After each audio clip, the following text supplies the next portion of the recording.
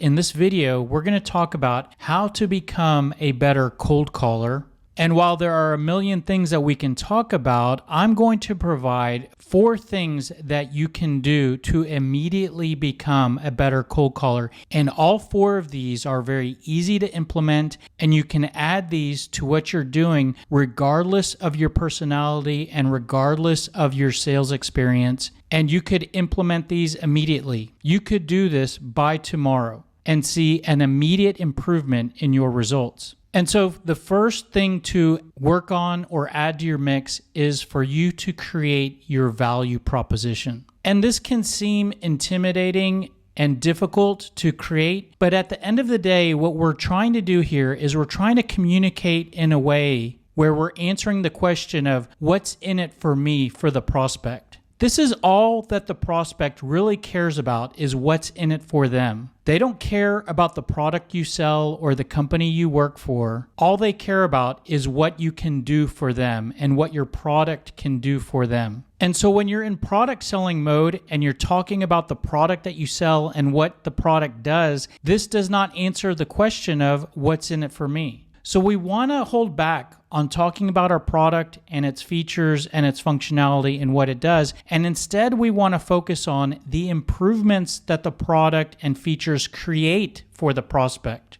And this is the value that you have to deliver. And when you can communicate this in a few words, that then is your value proposition. And to help with this, I'm going to give you an 8-point checklist that you can use to help you to clearly identify the value that your product or service delivers. And so item 1 on this 8-point checklist is, does your product or service make something work better for the prospect? Does what you sell make something easier? Decrease the amount of time it takes to do something? Increase the income or revenue for the prospect? Decrease their costs or expenses? Decrease the amount of risk they have for the potential for something bad to happen?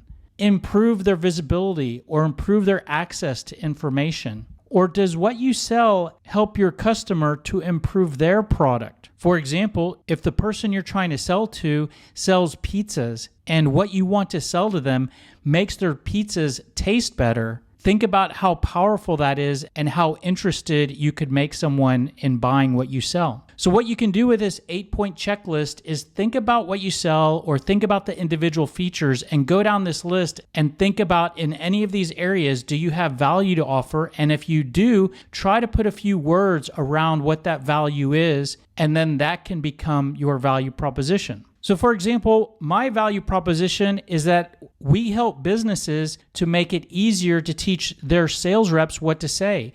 And we help businesses to decrease the ramp-up time when they hire new salespeople.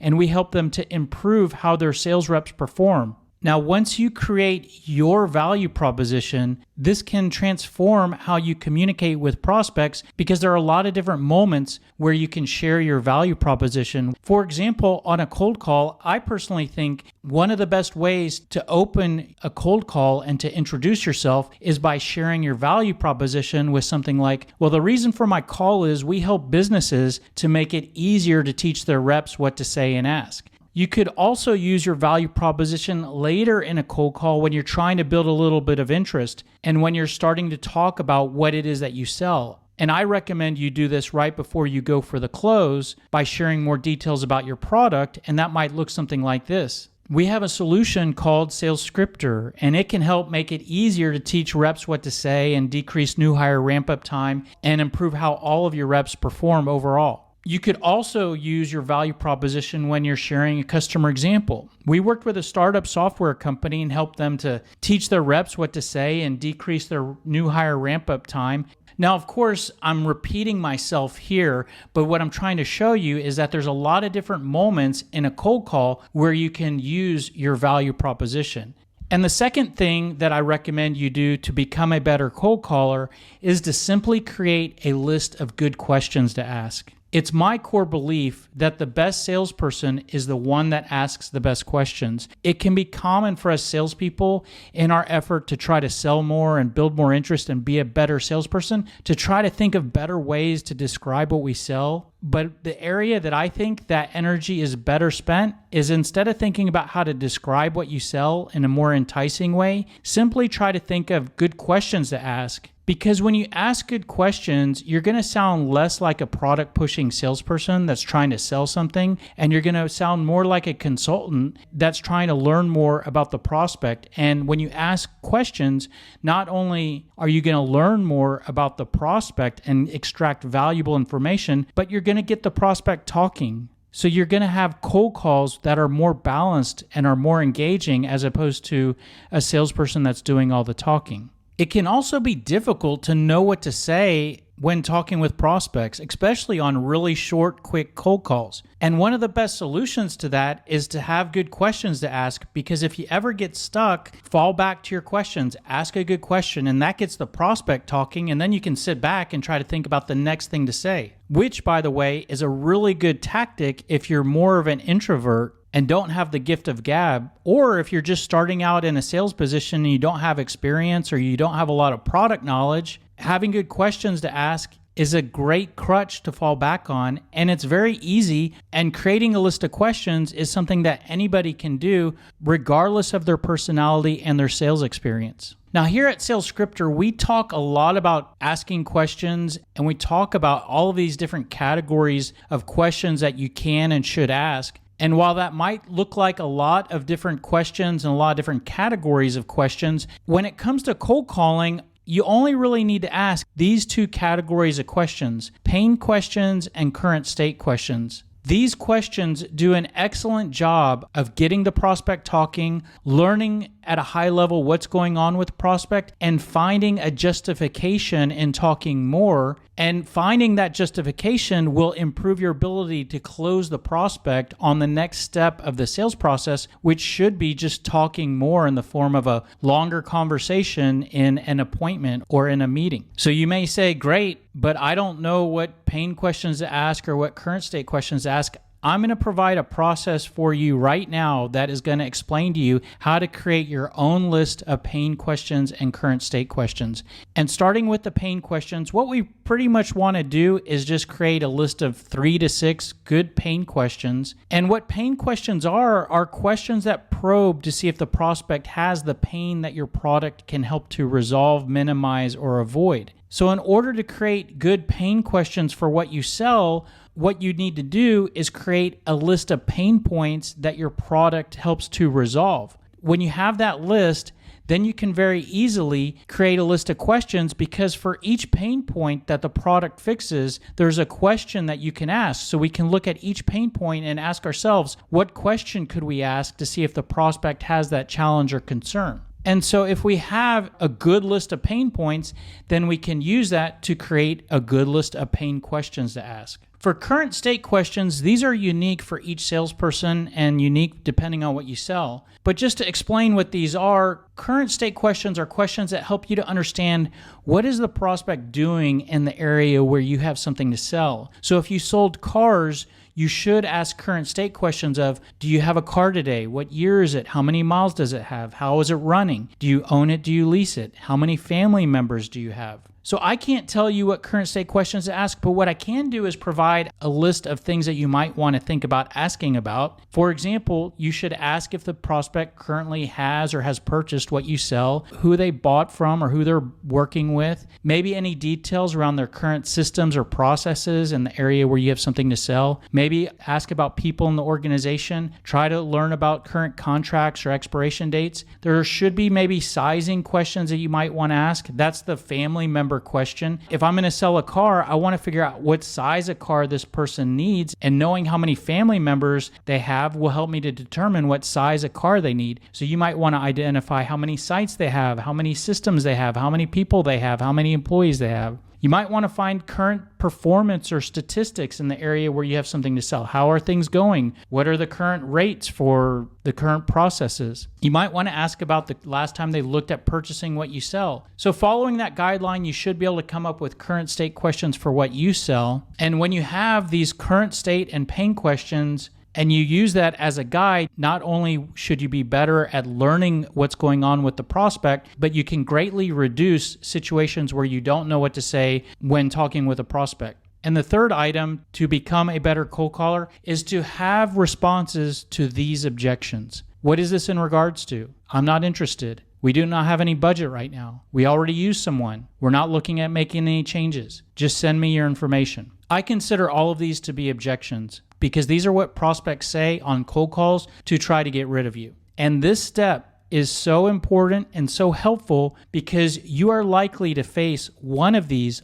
on almost every cold call. So if you're making cold calls and you do not know in advance what to say to these, you're just going to get beat up all day long. You're going to feel frustrated. You're going to be scared to make cold calls, and you're going to have very poor results. It would be the equivalent of a quarterback on a football team getting sacked all day during the football game. Not only is that quarterback most likely going to lose, but they're going to hurt and they're not going to have any fun. And most likely they're not going to retain their position on that team for very long. Now, the flip side of that is to be prepared for these. And this is only a list of 6 different objections. So it's very practical for you to create responses for these and to know those responses so that when these come up, you have something to say. And I'm not going to say that your response works every time, but at least you won't be frustrated. You'll have more confidence. You'll have more clarity around what you're doing, and you will improve your performance overall. And the good news is that I'm not just telling you have something to say to these. I'm going to actually give you options for what to say to these. And I personally believe what I'm going to show with you next is very effective at getting around these and keeping the conversation going. I'm not saying that these responses work every time, but they are better than the product selling, product pushing response. And they're also definitely better than the improvising and trying to think of something to say in the moment. And the great thing about what I'm going to share with you of how to respond to these is that I'm not going to give you new things to memorize for these different objections. What you can do is you can deflect these objections back to your cold call script. In other words, what you already plan on talking about are the same things that you can say when these objections come up. For example, if the prospect gives you the objection of what is this in regards to, which this is very common for both gatekeepers and target prospects, and this is their screening question to try to figure out, are you a salesperson trying to sell something? And if you directly answer this question with the direct answer of, I'm trying to schedule a meeting, I want to introduce my company, I want to learn about what your needs are, that tells the gatekeeper or the prospect, I'm a salesperson trying to sell something, and then they know that they need to get rid of you as quick as they can. So instead of doing that, reply with your value proposition. The gatekeeper says, what's this in regards to? Well, the reason for my call is we help businesses to make it easier to teach their reps what to say and ask and decrease their new hire ramp-up time. And then you just sit there and wait for the other person to speak, at which point they'll either give you another question or let you start the conversation with them. And notice here, again, I'm not giving you an additional thing to learn. This is the opening for our cold call. So either we don't get this objection and we open the cold call by saying, reason for the call is we help businesses to do this, or before we get to that, the prospect or gatekeeper says, what's this in regards to? We say the exact same thing. Reason for the call is we help businesses to, and then insert your value proposition. Here is a response to 4 of the 6 objections. If you get, I'm not interested, we're not making any changes, don't have budget, we already use someone, you can reply to all of those with your pain questions. So the prospect says, we're not making any changes right now. Okay, yeah, I understand. If I could ask you real quick, how difficult is it for you guys to teach reps everything they need to say and ask? So what I'm doing there is I'm deflecting from the fact that they're not making any changes and trying to keep the conversation going. We can respond to those same objections with our current state questions. The prospect says, we already use someone today. Okay, great, I understand. If I could ask you real quick, do you have a new hire onboarding sales training program? And the last item of the 6 objections to prepare for is just send me your information, which is extremely common to face because this objection is extremely effective at getting rid of salespeople without making the prospect look like a bad person. So prospects love this objection. Oh, okay, well, just send me your information and I'll take a look at it. So before you let the call end and then spend your valuable time putting together your information, try to keep the conversation going by deflecting with one of your questions. Hey, I can certainly do that. So I know what to send you. Could I ask you real quick, do you need to decrease the time it takes to get sales reps ramped up and producing? And you could respond to that same objection with your current state questions. I can certainly do that, so I know what to send you. Could I ask you real quick, are you guys using any type of sales script or sales playbook today? And the fourth item on our list of key ways to become a better cold caller is simply to practice. Going back to the analogy of a quarterback and either the quarterback getting sacked all day or the quarterback knowing what to do, we can also think about a professional athlete. Does a professional athlete just go straight into a game without warming up, without practicing? No, they do not. Not only do they warm up and practice before they go into the game, they spend all week working on drills and studying their playbook before game day. This helps them to be more prepared and to know what to do in those very quick moments. And in the same way that a game is very quick, cold calls are very quick. And so if we don't practice for what we should say or practice for the scenarios that could happen on cold calls before we end up on a live call with a prospect, we greatly reduce the odds of our success. So if you agree with that, by practicing ahead of time, we can greatly improve our competence with how to handle all of the different situations and with our clarity for what to do and have an immediate improvement in our results. So you have a few options for practicing. Certainly you can practice solo by yourself. Just you have your questions to ask, you have your value proposition, look at yourself in the mirror and just go through your questions. Actually speak out loud and let the words roll off your tongue so that at least you can be familiar with what to say when you're making calls. You could go to the next level by actually role playing with a peer. Maybe somebody that works for your company or somebody that you know, you can actually have them play the role of a prospect and you can actually practice cold calls with them. Now, I will tell you this scenario looks better on paper and is actually a little bit more difficult to do this for a couple reasons. First of all, if you're going to try to practice with someone on your sales team, when you take them away from their job so they can practice with you, you're impacting their productivity. Another factor is that it can feel awkward role-playing with your peers or with a manager because when you're practicing, you're going to show them a little bit of weakness because when you're warming up and you're practicing, you're not going to be perfect. And that can be uncomfortable for you as well as the other person that will witness you in a more vulnerable state. And when you add all of that up, it can decrease the times where you're able to really have good role-playing scenarios because of hesitation and availability on both sides. You could eliminate all of those factors by hiring a sales coach. You could hire someone who not only would you feel totally comfortable with, you'd probably get great advice and great feedback from. The only downside is that having a sales coach could be kind of expensive, especially if you want to practice a lot. And so with all of that being the case, I want to present you with another option, an option that allows you to practice as much as you want without any uncomfortableness and without worrying about showing any vulnerability. And that option is a role play tool that we've created called Sales Simulator. And it's basically an AI type of software that plays the role of the prospect and allows you to practice your cold calls and practice asking questions and practice objection responses as much as you like. And so let me show you what this looks like. You can role play 3 different scenarios. A phone call with a prospect. You can role play your call being answered by a gatekeeper, and you can role play objections. And when you click on one of these scenarios, it is too difficult to change. Oh, I see. Who are you guys using? We currently have a contract with Single Wave. How long have you been with them? We have been with them for about 3 months. How's everything going? It could be faster. And you can also access the Sales Simulator directly on your sales script by clicking this practice button. Hello, this is Mary. Hi, Mary. This is Michael Helper from Sales Scripter. Have I caught you in the middle of anything? Is this a sales call? Well, the reason for the call is we help businesses to make it easier to teach their reps what to say and ask. Can you send me an email with your info? I can certainly do that so that I know what best to send you. If I could ask you real quick, do you need to decrease the time it takes to get sales reps ramped up and producing? Not really.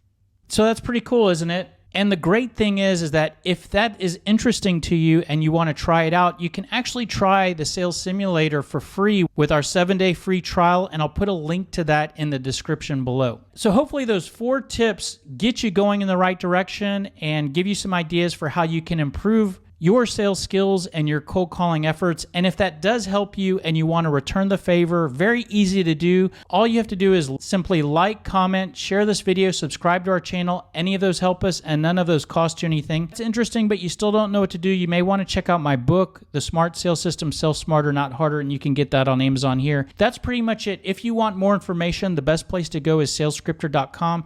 Thanks for being here. Hope this was helpful, and we'll see you on the next video. Have a great day. Take care. Bye.